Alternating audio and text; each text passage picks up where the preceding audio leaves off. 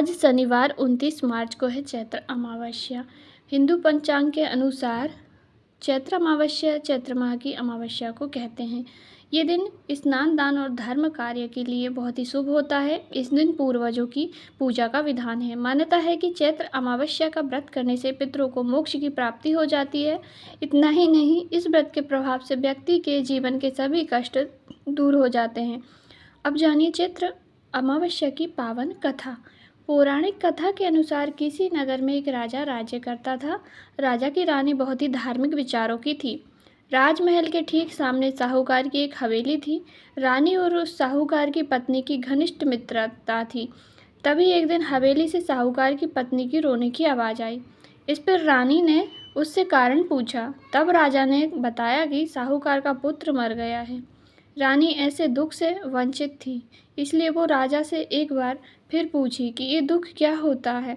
इस पर राजा ने बोला कि जब तुम्हारा कोई बेटा मरेगा तब तुम्हें समझ आएगा। ऐसा सुनकर तुरंत रानी ने अपने बेटे को नीचे फेंक दिया, पर भगवान की कृपा से उसे कुछ नहीं हुआ। रानी ने फिर पूछा कि ये दुख क्या होता है। तब राजा ने रानी को जवाब देते हुए कहा कि जब पड़ोसी राज में युद्ध होगा तो मैं उस युद्ध में अकेला जाऊंगा। इसके बाद जब तुम मेरे मरने का समाचार सुनोगी तब तुम्हें पता चलेगा। हालांकि रानी अमावस्या व्रत करती थी, जिस वजह से राजा युद्ध जीतकर वापस आ जाते थे। रानी फिर से सवाल करती है। तब इसके बाद राजा ने कहा कि जब हम गंगा माँ के दर्शन को जाएंगे तब मैं वहाँ गंगा नदी में कूद जाऊंगा, फिर तुम्हें पता चलेगा कि दुख क्या होता है। उधर भगवान शंकर कैलाश पर्वत पर बैठकर सब कुछ देख रहे थे और माता पार्वती से कहते हैं कि जाओ, मैं तुम्हें सुखी आत्मा के दर्शन करवाता हूँ। इसके बाद भगवान शिव बकरे और माता पार्वती ने बकरी का रूप धारण करके एक बावली के पास घास चरने लगे। रानी ने उस बावली को देखकर कहा कि हम यही विश्राम करेंगे।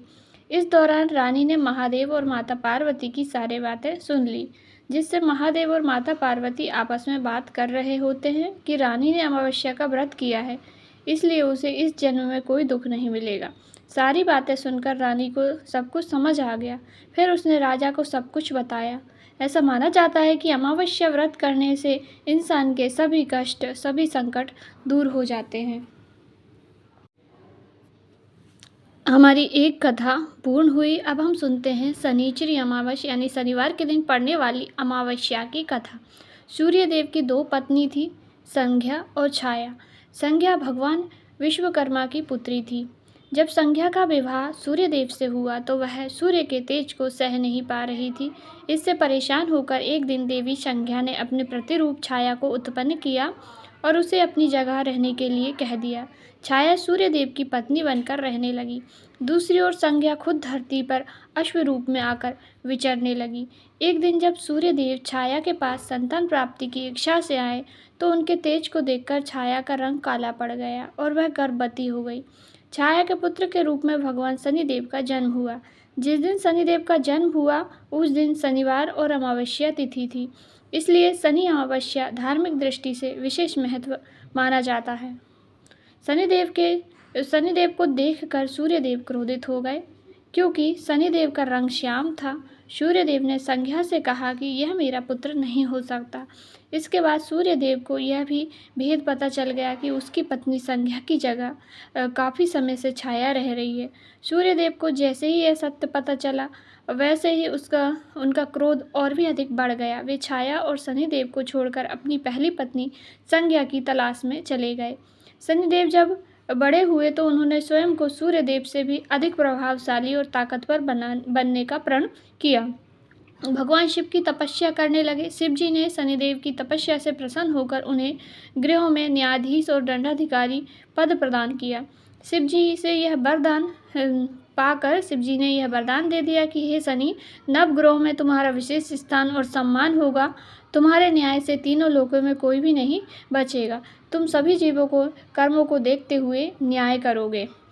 शिव जी से वरदान पाकर शनिदेव नवग्रहों में विराजमान हो गए। शनि अमावस्या के दिन शनि की कथा का पाठ करना शुभ फलदायी होता है, जो कर्मों से उच्च पद दिलाने की प्रेरणा भी देता है। हमारी शनि अमावस्या की कथा यहाँ पर पूर्ण हुई। सभी मिलकर बोलिए जय सूर्य देव, जय शनि महाराज। यदि आज की वीडियो, आज की कथा आपको थोड़ी सी उपयोगी लगी हो, पसंद आई हो, तो वीडियो को लाइक, चैनल को सब्सक्राइब जरूर करें। ऐसे ही रोज की कथा सुनने के लिए, अर्थात व्रत की कथा सुनने के लिए, पूज्य गुरु जी के उपाय जानने के लिए चैनल को जरूर से ही सब्सक्राइब करें। हर हर महादेव।